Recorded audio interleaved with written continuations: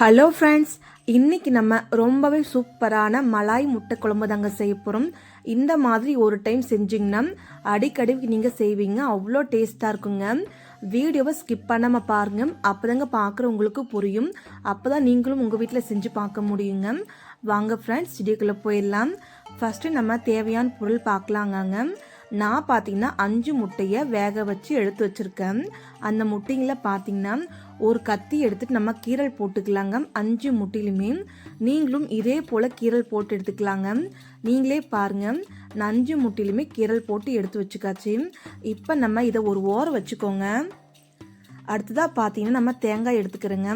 தேங்காய் அரை மூடி தேங்காய், 5 பாதாம் 5 முந்திரி அரைச்சி எடுத்து வச்சுருக்குங்க. இப்போ இதுவும் ஒரு ஓரக்கட்டும். இது கூடவே பார்த்தீங்கன்னா 2 பெரிய சைஸ் வெங்காயம் குட்டி குட்டி நறுக்கி வச்சுக்கோங்க. 3 பெரிய சைஸ் தக்காளி குட்டி குட்டி நறுக்கி எடுத்து வச்சுக்கோங்க. இப்போ இதுவும் ஒரு ஓரம் வச்சுட்டு கேஸ் ஸ்டவ் ஆன் பண்ணிக்கோங்க. கேஸ் ஸ்டவ் ஆன் பண்ணிவிட்டு நம்ம ஒரு கடாய் எடுத்து வச்சுக்கலாங்க. கடாய் நல்லா காயிட்டுங்க. கடாய் நல்லா காஞ்சதுமே கொஞ்சமாக எண்ணெய் ஊற்றிக்கலாங்க. நான் பார்த்தீங்கன்னா 2 டீஸ்பூன் போல் எண்ணெய் ஊற்றிக்கிட்டேன். இது கூடவே நம்ம தனி மிளகாய்த்தூள் 1/4 டீஸ்பூன் போல் ஆட் பண்ணிக்கோங்க. இது கூடவே நான் பார்த்தீங்கன்னா கொஞ்சமாக சால்ட் ஆட் பண்ணிக்கோங்க. இது கூடவே நம்ம கொஞ்சமாக மஞ்சள் தூள் ஆட் பண்ணிக்கலாங்க. ஒரு கரண்டி எடுத்துட்டு நல்லா மிக்ஸ் பண்ணி விட்டுருங்க. மிக்ஸ் பண்ணதுமே பார்த்தீங்கன்னா நம்ம கீரல் போட்டு வச்சுருக்க முட்டையும் ஆட் பண்ணிக்கலாங்க.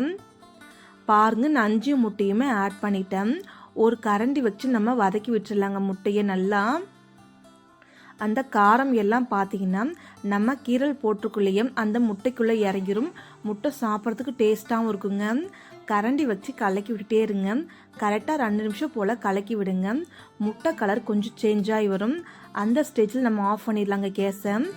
இப்போ நம்ம முட்டையை ஒவ்வொரு முட்டையாக தனியாக ஒரு பிளேட்டுக்கு எடுத்து வச்சுக்கலாங்க. பாருங்க, 5 முட்டையும் தனியாக ஒரு பிளேட்டில் வச்சுட்டேன். மறுபடியும் அதே கடாய் வச்சுக்கோங்க. கடாய் நல்லா காஞ்சதுமே நான் பார்த்தீங்கன்னா சின்ன கரண்டியில் 1.5 கரண்டி அளவுக்கு எண்ணெய் ஊற்றிட்டேன். எண்ணெய் நல்லா காஞ்சதுமே நம்ம கட் பண்ணி வச்ச பெரிய வெங்காயம் ஆட் பண்ணிக்கோங்க. ஒரு கரண்டி எடுத்துட்டு நல்லா வதக்கி விடுங்க. வெங்காயம் ஃபுல்லாகவே நல்லா வதங்கணுங்க. பச்சை வாசனை போகிற வரைக்கும் நல்லா வதக்கி விட்டுருங்க. கரெக்டாக ஒரு 2 நிமிஷம் போல் நீங்கள் வதக்கி விடுங்க. வெங்காயம் நல்லா கண்ணாடி பதத்துக்கு வருங்க. பாருங்க, வெங்காயம் நல்லாவே வெந்து வந்துருச்சு. நல்லா கண்ணாடி பதத்துக்கும் வந்துடுச்சுங்க.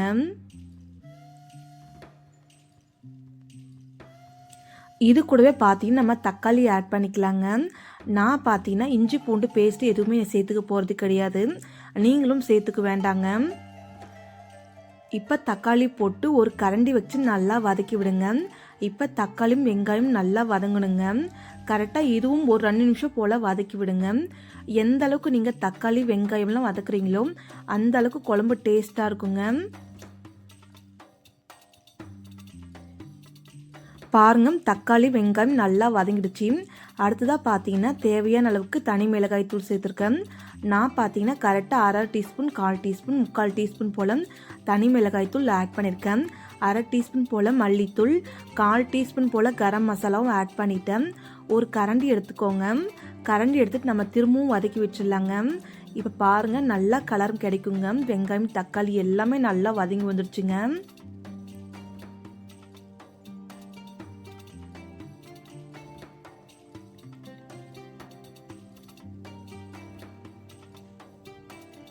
பாருங்க, நல்லா வதங்கி வந்துருச்சு.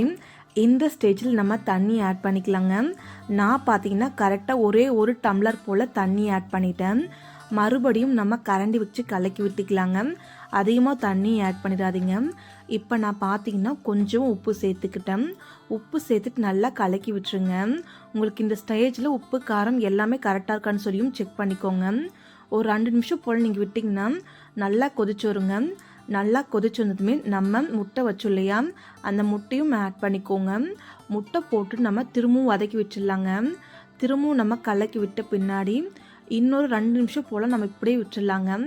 அப்போ தாங்க அந்த தக்காளி வெங்காயம் அந்த காரம் எல்லாமே முட்டைக்குள்ளே இறங்குங்க. பாருங்க, நல்லா கொதிச்சு வருதுங்க. நல்லா கொதிச்சுனதுமே நீங்கள் ஒரு கரண்டி வச்சு கலக்கி விட்டுக்கோங்க. நம்ம ஒரு டம்ளர் தண்ணி ஊற்றணும் இல்லையா, அந்த தண்ணி ஃபுல்லாகவே நல்லா வற்றி வரணுங்க. இப்போ குழம்பு நல்லாவும் திக்னஸ் ஆகிடுச்சு. இந்த ஸ்டேஜில் நம்ம அரைச்சி வச்ச முந்திரி, பாதாம், தேங்காயோட பேஸ்ட் சேர்த்துக்கோங்க. சேர்த்துட்டு மறுபடியும் கொஞ்சமாக தண்ணி சேர்த்துக்கோங்க. அதிகமாக தண்ணி சேர்த்துக்காதீங்க. கொஞ்சமாக தண்ணி சேர்த்துக்கிட்டு ஒரு கரண்டி வச்சு கலக்கி விட்டுக்கோங்க. இந்த முட்டை குழம்பு கூட நீங்கள் இஞ்சி பூண்டு பேஸ்ட் சேர்க்கக்கூடாதுங்க. ஏன்னு பார்த்தீங்கன்னா இது மலாய் முட்டை குழம்புங்க. டேஸ்ட்டு பார்த்தீங்கன்னா செம்மையாக இருக்குங்க. மற்ற நார்மல் குழம்பு மாதிரி இருக்காது. இது கொஞ்சம் வித்தியாசமாக டேஸ்ட் சூப்பராக இருக்குங்க. ஒரு கரண்டி வச்சு கலக்கி விட்டுக்கோங்க. இப்படியே நம்ம ஒரு 5 நிமிஷம் போல் விட்டுடலாங்க. நடுவில் நீங்கள் கரண்டி வச்சு கலக்கி விட்டுக்கோங்க. இப்போ கொதிச்சு வரட்டுங்க, அது வரைக்கும் வெயிட் பண்ணலாம். பாருங்கள் நல்லா கொதிச்சு வந்திருக்கு. இதே போல் நல்லா கொதிக்க வச்சுக்கோங்க. கொதிக்க வச்சு வந்ததுமே பாருங்கள் குழம்பு உங்களுக்கு எந்த அளவுக்கு திக்னஸ் வேணும் அந்த அளவுக்கு நான் கொதிக்க வச்சுருக்கேன்.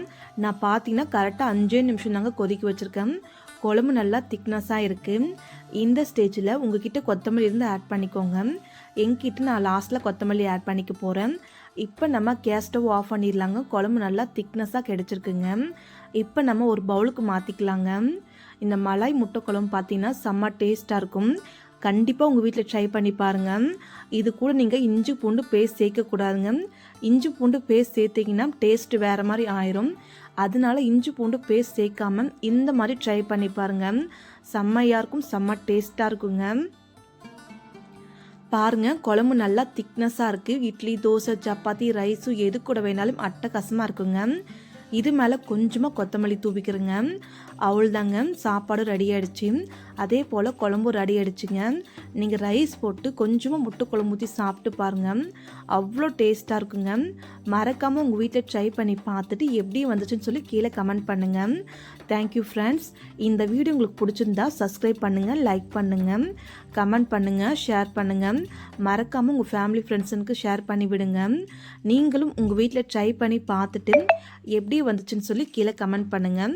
Thank you friends. நாளைக்கு பார்க்கலாம் வேற ஒரு வீடியோவில்.